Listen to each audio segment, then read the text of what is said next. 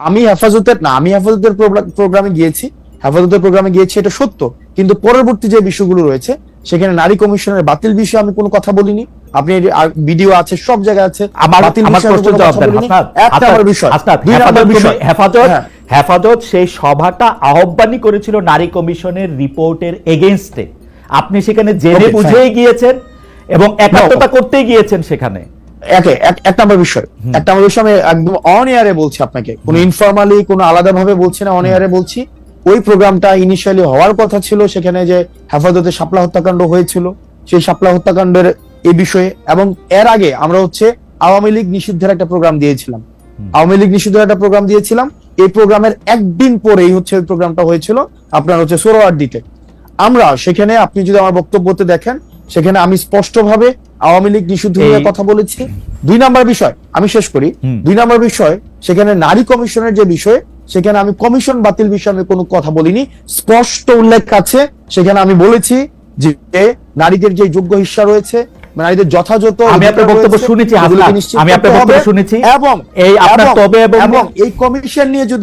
এবং এই কমিশন নিয়ে যদি কোনো ধরনের মতপার্থক্য থেকে থাকে, সেটি নিয়ে আলোচনার ভিত্তিতে সেটি সমাধান হতে হবে। এবং সেখানে নারীদেরকে নিয়ে হেফাজতের ওইখানে আপনার অবস্থান কি এনসিপির অবস্থান? আমি কোয়ালিটেটিভ ইয়াতে চাচ্ছি না, আমি বলতে চাচ্ছি যে আপনার অবস্থান এনসিপির অবস্থান কিনা।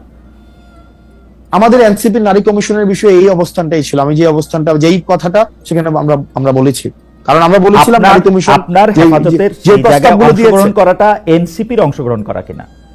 দেখেন, সেখানে যে প্রস্তাবগুলো দিয়েছে, আমি আসছি সেখানে যে প্রস্তাব, আমি যে কথাটা বলেছি, আমার এনসিপির নারী কমিশনের বিষয়ে ঠিক সেই ধরনের অবস্থানটা ছিল, যে আমাদের যে প্রস্তাবনাগুলো দিয়েছিল, সেই প্রস্তাবনার কিছু কিছু জায়গায় আমরা সংশোধনের প্রস্তাব দিয়েছিলাম, যে সংশোধনের মধ্য দিয়ে এই নারী কমিশনের এই বিষয়গুলো ফরওয়ার্ড করা হোক। 1 নম্বর বিষয়। 2 নম্বর বিষয় ওখানের উপস্থিতির যে বিষয়টি, সেটি যে তখন সব রাজনৈতিক দলের, আমাদের হেফাজতের যারা আছেন সব রাজনৈতিক দলকেই তারা দাওয়াত দিয়েছিল। সেই দাওয়াতের অংশ হিসেবে এনসিপির প্রতিনিধি হিসেবে আমি সেখানে গিয়েছিলাম। আমি অবশ্য এনসিপির এই বিষয়ে দেওয়া পরের প্রেস রিলিজে, পরে তাদের বক্তব্যে, তাদের নেতাদের কথায় কখনো আমি এটা প্রমাণ পাই নাই যে আপনি এনসিপির প্রতিনিধিত্ব করতে সেখানে গিয়েছিলেন। আমি বরং উল্টোটা শুনেছি। ওখানে শুনেছি হাসনাত আব্দুল্লাহ সেখানে গিয়েছেন নিজের ক্যাপাসিটিতে। না, নিজের ক্যাপাসিটি দেখেন, বিষয়টা যে আমরা প্রথম দিন একটা প্রোগ্রাম ছিল, একদম ওই দিনের আগের দিন একটা প্রোগ্রাম ছিল আওয়ামী লীগ নিষিদ্ধের বিষয়ে, এবং আওয়ামী লীগ নিষিদ্ধের বিষয়ে যারা যারা যারা যারা একমত ছিল, সেই জায়গা থেকে আমাদেরকে হেফাজতে ইসলাম 5 এটা খুব সম্ভবত প্রোগ্রামটা ছিল মার্চ মাসে। প্রোগ্রামটা মার্চ মাসে ছিল না প্রোগ্রামটা? হ্যাঁ, মার্চে ছিল, মার্চে ছিল প্রোগ্রামটা। তো তখন ওই যে শাপলা হত্যাকাণ্ড নিয়ে সে প্রোগ্রামটা হওয়ার কথা ছিল, এবং সেই জায়গায় আমি গিয়েছিলাম, এবং এটা আমার পার্টি থেকে আমি গিয়েছিলাম। যাই হোক, এইটা আপনি নিশ্চয়ই পরে আবার ভেবে দেখবেন যখন আপনার নিজের রাজনৈতিক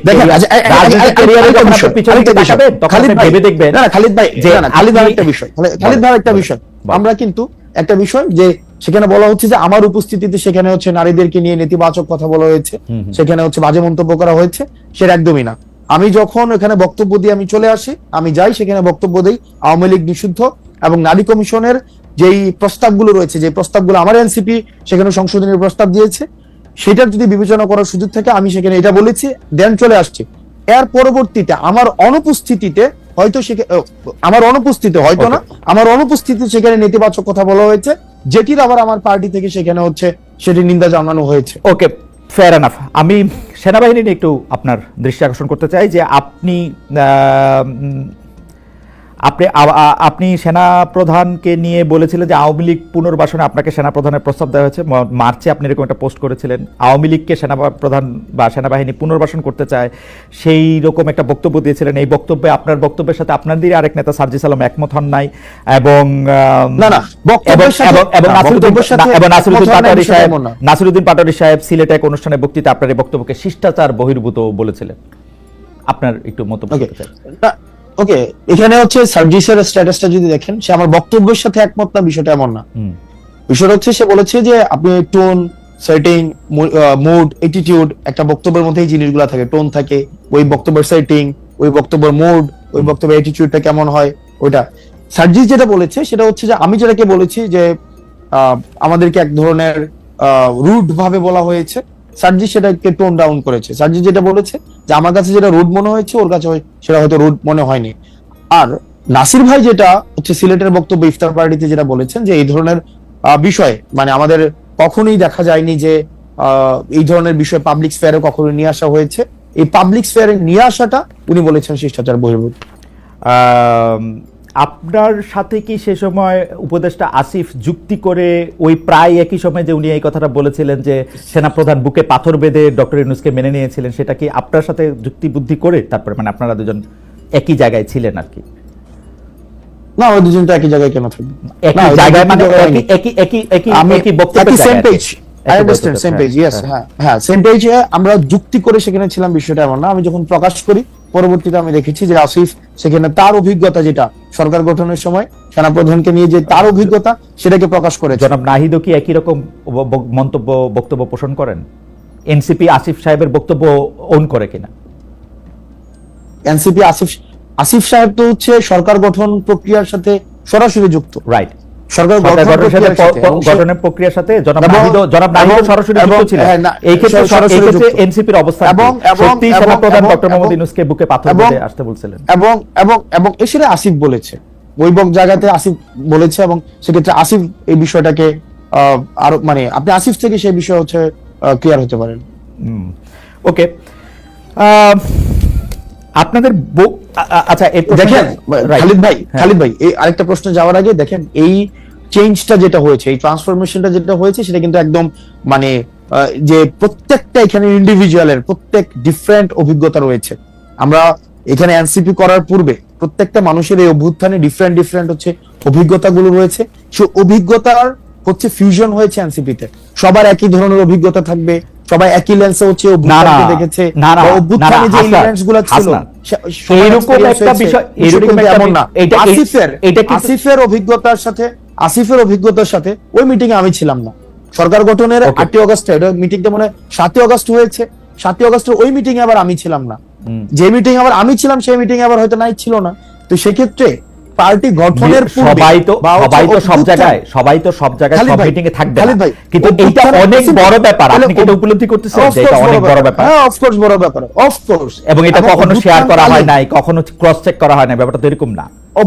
অভ্যুত্থানকালীন এক্সপেরিয়েন্স গুলো আমরা ইন্ডিভিজুয়াল অনুযায়ী অনেকের কিছু অন্তত মানে মেজর এক্সপেরিয়েন্স হচ্ছে সেম, কিন্তু প্রত্যেকের আবার কিছু এক্সপেরিয়েন্স রয়েছে যেটা আবার অন্যজনের এক্সপেরিয়েন্সটা ওই অভ্যুত্থানে হয়নি। সেক্ষেত্রে শতভাগ আমার এক্সপেরিয়েন্সটাই যে নাহিদের হবে, নাহিদের এক্সপেরিয়েন্স আমার হবে, এই বিষয়টি হচ্ছে যে আমার কাছে মনে হয় যে এই বিষয়টি সব ক্ষেত্রে সঠিক নয়। আমি আসলে এটা নিয়ে আর কথা বাড়াতে চাই না, দর্শকরা শুনবে, বিচার করবে আপনাদের অবস্থান। আপনার সামাজিক ব্যবসার যে মডেল, যেটার কিছুটা ইন্ট্রোডাকশন আপনি আমাদের দিলেন, সেটা সারা পৃথিবীতে অনেক জনপ্রিয় হয়েছে। অনেক জায়গাতেই আমি এটা নিয়ে অনেক ধরনের আলোচনা শুনি, কি ইউনিভার্সিটিতে, কি রাজনৈতিক অঙ্গনে। আপনি যে সামাজিক ব্যবসাগুলির সাথে ওতপ্রোতভাবে নিজেকে এখনো জড়িয়ে রাখছেন, আমাদের দর্শকরা অনেকে জানেন যে ডক্টর মোহাম্মদ ইউনূস আসলে এখন মানে বয়সটা বলা কিরকম, তারপরেও বলি যে তিনি আসলে 80 পেরিয়ে আসছেন, এখনো তিনি অনেক তরুণ, অনেক উদ্যমী, এবং যে ব্যবসাগুলি তিনি করছেন আমাদের জানার আগ্রহ হচ্ছে সেই ব্যবসাগুলি কেমন করছে। মানে আপনি যেভাবে চিন্তা করছিলেন মুনাফার দিকে বা উদ্যোগ হিসাবে সবার কল্যাণের দিকে, সেটা আপনি কতটা নিজেকে স্যাটিসফাইড মনে করেন? এই ব্যবসাগুলি কিরকম করছে? আমি খুব উৎসাহিত বোধ করি যে এটা সারা দুনিয়া থেকে যে প্রবল সাড়া পাচ্ছি, এটার জন্য বিভিন্ন দিকে এটা আসছে। আজকে বাংলাদেশ হলো এটার কেন্দ্রভূমি, সবাই তাকিয়ে থাকে আমরা কি বলছি, কিভাবে করছি, আমাদের কথা, আমাদের কাজ অনুসরণ করে। এটাকে পৃথিবীর সমস্ত দেশ এটাকে অত্যন্ত সম্মানের চোখে দেখে। এই যে বলা হয় যে উনি অনেক সম্মানী, ওনার অত বড় রকমের একটা গ্রুপ আছে যাতে প্রমোট করার জন্য, ওনার পরিচিতি বাড়ানোর জন্য। এটা আমার পরিচিতি বাড়ানোর জন্য কোনো প্রতিষ্ঠান নিয়োজিত নাই, কনসালটেন্সি ফার্ম নিয়োজিত নাই। আমার এটা হলো যে কথাটা বলি সেটা মনে লাগে, মনে দাগ কাটে। যেমন একটা উদাহরণ দিই, মাঝখানে একটা কথা শুরু করলাম, এটা খুব ইন্টারেস্টিং, যে বললাম যে এই যে আমাদের স্পোর্টস, খেলাধুলা, এটার একটা প্রচন্ড রকমের সামাজিক শক্তি আছে যেটা আমরা অবহেলা করি, এবং কথাটা হচ্ছে বাংলাদেশকে কেন্দ্র করে। আমি বলি যে বাংলাদেশে যখন আমাদের ফুটবল কাপ ওয়ার্ল্ড কাপ হয়, বাংলাদেশের গ্রামে গঞ্জে শহরে বাড়িতে নানা দেশের পতাকা ওড়ে। আমার কাছে মজা লাগে, এত দেশের পতাকা ওড়ে, গ্রামে যারা চেনে না জানে না এরকম দেশের পতাকা ওড়ে। শুধু তাই নয়, তার একটা নিজস্ব ফেভারিট ক্লাব আছে, যে ক্লাবের জন্য সে জান দিয়ে দিতে চায়, একেবারে উদ্বিগ্ন থাকে কি হচ্ছে না হচ্ছে, জিতলে কিরকম জয় জয়কার হয়ে যায়, আর হারলে কিরকম কান্নাকাটির রোল পড়ে যায়। আমরা যে এটা কেন হয়, যে লোককে চেনে না, সে কোথায় ব্রাজিল কোথায় আর্জেন্টিনা নাম শুনে নেই কোনোদিন, কিন্তু তার জন্য জান পড়া। আমরা যেটা হলো তার একটা মস্ত বড় শক্তি, এই যে আকর্ষণ করতে পারে, মানুষকে আকর্ষণ করতে পারে। কিন্তু এই শক্তিটা আমরা বাণিজ্যিক ব্যবহার করি, মুনাফার কাজে ব্যবহার করি, এন্টারটেইনমেন্টের ব্যবহার করি, কিন্তু সামাজিক কাজে ব্যবহার করি না। এই কথা বলতে আরম্ভ করলাম, অনেকে শুনতে আরম্ভ করলো। তা আমাকে প্রথম রিও অলিম্পিকে দাওয়াত করা হলো এই বিষয়ে, অলিম্পিক কমিটিকে বলার জন্য, যে যেহেতু লেখালেখি হচ্ছে পত্রপত্রিকা বিষয়টা আসছে। তা আমি গেলাম, বললাম, অনেকে পছন্দ করলো বিষয়টা, যে তারা কোনোদিন চিন্তা করে না যে স্পোর্টস দিয়ে একটা সামাজিক শক্তি দাঁড় করাতে পারে, সামাজিক ব্যবসা সৃষ্টি হতে পারে।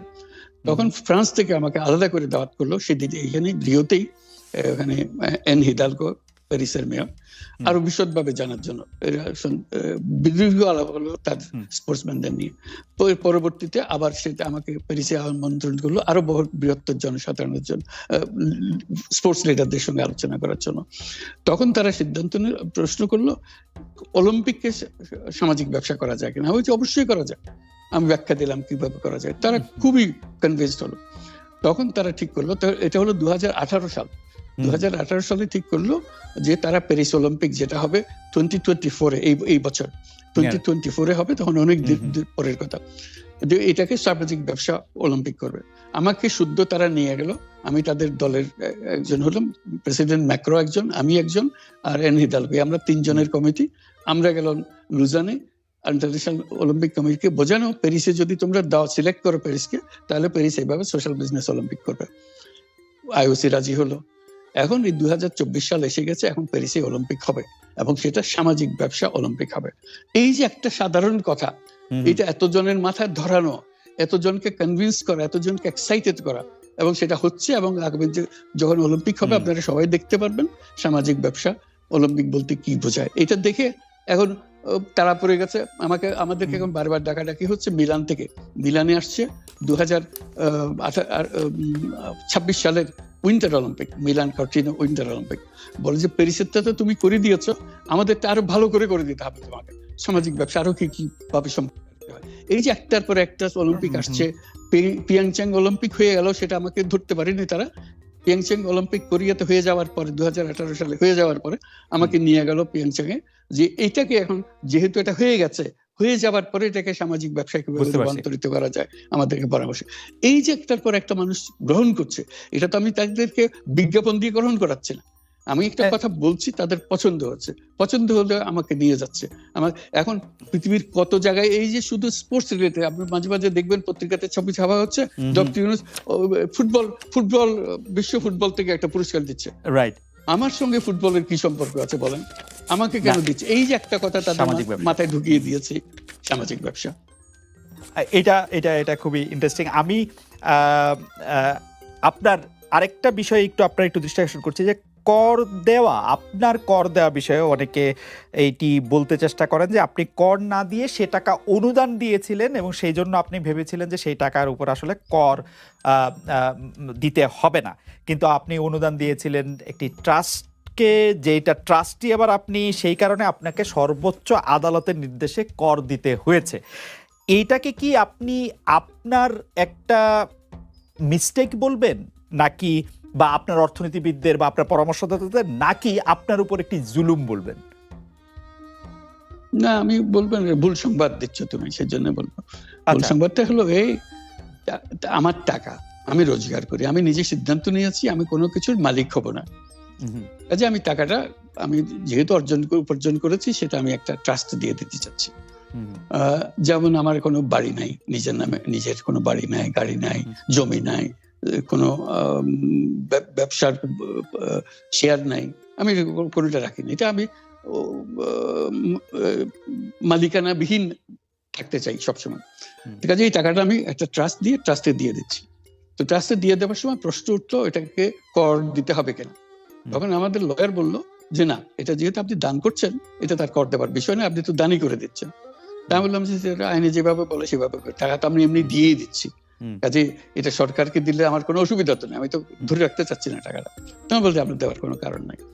তখন আমরা এটা পূরণ করে দিয়ে দিলাম, সরকার দিয়ে দিল।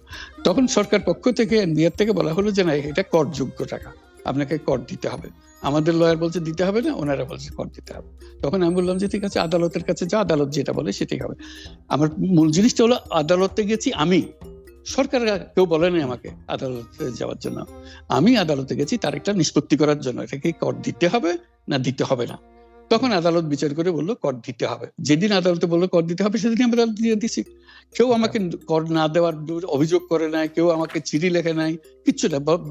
ভাবকানাই হচ্ছে এরকম যে আমি ধরা পড়ে গেছি, কর দিই নাই, কাজে নোটিশ এসছে, তারপরে আমি, ওরকম তো না। আমি নিজে স্বতঃপ্রবৃত্ত হয়ে, যেহেতু আমাদের উকিল বলছে যে এটা লাগবে না আর সরকার বলছে লাগবে, তা আমি বললাম যে তাহলে নিষ্পত্তি করার জন্য আদালতের কাছে পরামর্শ চাও। আদালতের পরামর্শ চেয়েছে, আদালত দিয়েছে, পরামর্শ দিয়েছে আপনাকে দিতে হবে। যে মাত্র বলছে দিতে হবে সঙ্গে সঙ্গে চেক করে দিয়ে দিয়েছে, 24 ঘন্টার মধ্যে দিয়ে দিয়েছে। এই টাকার উপর আমার কোনো লোভ নাই, এই টাকা ধরে রাখার জন্য তো আমি দিইনি, আমি দান করে দিচ্ছি। ট্যাক্স দিতে হবে কি দিতে হবে না এটাই ছিল বিবেচ্য বিষয়, এবং সেটাই আমি প্রার্থনা করেছি। কেউ সরকার পক্ষ থেকে আমাকে একটা চিঠি লেখে নাই।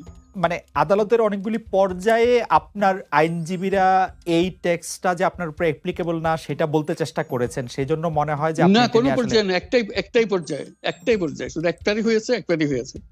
আর বাকিটা হলো এনবিআর আমাকে চিঠি দিচ্ছে যে আপনার কর দিতে হবে। ওকে, আমাদের প্রশ্ন কর দিতে হবে কিনা সেটা আমরা করের জন্য আদালতে গিয়ে। আচ্ছা ঠিক আছে, আমি এটা কর ফাঁকির বিষয় না, বাপকানা এটা কর ফাঁকি দিচ্ছেন উনি ফাঁকি দিচ্ছেন না, উনি চেষ্টা করতে জানতে চাচ্ছে আইনটা কি, এটুকু জানতে চাচ্ছে শুধু। প্রিয় দর্শক, আসসালামু আলাইকুম। এই শেষ পর্যন্ত ভিডিওটি দেখছেন সেই জন্য আপনাকে অনেক অনেক ধন্যবাদ। প্রিয় দর্শক, আজকের এই টকশোটি কেমন লাগছে আপনার কাছে সেটি অবশ্যই কমেন্ট বক্সে জানাবেন। হাসনাত আবদুল্লার বক্তব্যগুলি, হাসনাত আবদুল্লার কথাগুলি কতটা যৌক্তিক ছিল সেটি অবশ্যই কমেন্ট বক্সে কমেন্ট করে জানাবেন। প্রিয় দর্শক, নির্বাচন খুব কাছাকাছি, বর্তমান রাজনীতির অবস্থা খুবই ভয়াবহ। কে কাকে ধরবে, কে কাকে খেয়ে দিবে, সেই একটা অবস্থা। দর্শক, আপনার কি মনে হয় যে রাজনীতি কি সুষ্ঠুভাবে হবে, নাকি রাজনীতি নির্বাচন করতে গেলে অনেক ঝামেলা পোহাতে হবে? প্রিয় দর্শক, আপনি অবশ্যই কমেন্ট বক্সে জানাবেন। প্রিয় দর্শক, আমাদের উচিত বাংলাদেশের রাজনীতিটাকে যদি পরিবর্তন করতে হয় তাহলে আমাদের উচিত ভালো মানুষদেরকে রাজনীতিতে ঠেলে দেওয়া, ভালো মানুষদেরকে রাজনীতিতে আসার জন্য উৎসাহিত করা। তো আপনার এলাকায় যে ব্যক্তি নির্বাচন করবে কিংবা নির্বাচিত প্রার্থী কিংবা যে কোনো দল থেকে নমিনেশন পেয়েছেন, তো সেই লোকটি আসলে কতটুকু ভালো বা কতটুকু খারাপ মানুষের ভিতর পড়ে সেটি অবশ্যই বিবেচনা করবেন এবং তারপর ভোট দিবেন। আপনার একটি ভোট হতে পারে মানুষের কল্যাণের কাজে নিয়োজিত, আবার একটি ভোটই হতে পারে মানুষকে ক্ষতি করার জন্য যথেষ্ট। প্রিয় দর্শক, অবশ্যই একজন ভালো মানুষকে আপনার মূল্যবান ভোটটি দিবেন। এটি একটি ভোট নয়, এটি হচ্ছে দেশের অমূল্য একটি সম্পদ, যা দেশের মানুষকে শান্তি এনে দিবে, শান্তি ফিরিয়ে দিবে। প্রিয় দর্শক, কথাগুলি কেমন লাগলো অবশ্যই কমেন্ট বক্সে জানাবেন। আজকের মতো এখানেই শেষ করে দিলাম, আবার দেখা হবে নতুন কোনো ভিডিওতে। সেই পর্যন্ত ভালো থাকবেন, সুস্থ থাকবেন। যা আমাদের এই চ্যানেলটিকে এখনও সাবস্ক্রাইব না করছেন, একটি সাবস্ক্রাইব করে দিবেন, যাতে করে পরবর্তী ভিডিও আপলোড করার সাথে সাথে আপনাদের কাছে একটি নোটিফিকেশন চলে যায়, আপনি সবার আগে আমাদের এই ভিডিওটি দেখতে পারবেন। নোটিফিকেশন গেলে যদি আপনি সবার আগে ভিডিও দেখতে পারেন তাহলে সমাজে দুইটা কথা আপনি রাজনীতি সম্পর্কে সবার আগে বলতে পারবেন, সেই ক্যাপাসিটি আপনার হবে। যাই হোক, ভালো থাকুন, সুস্থ থাকুন, আল্লাহ হাফেজ।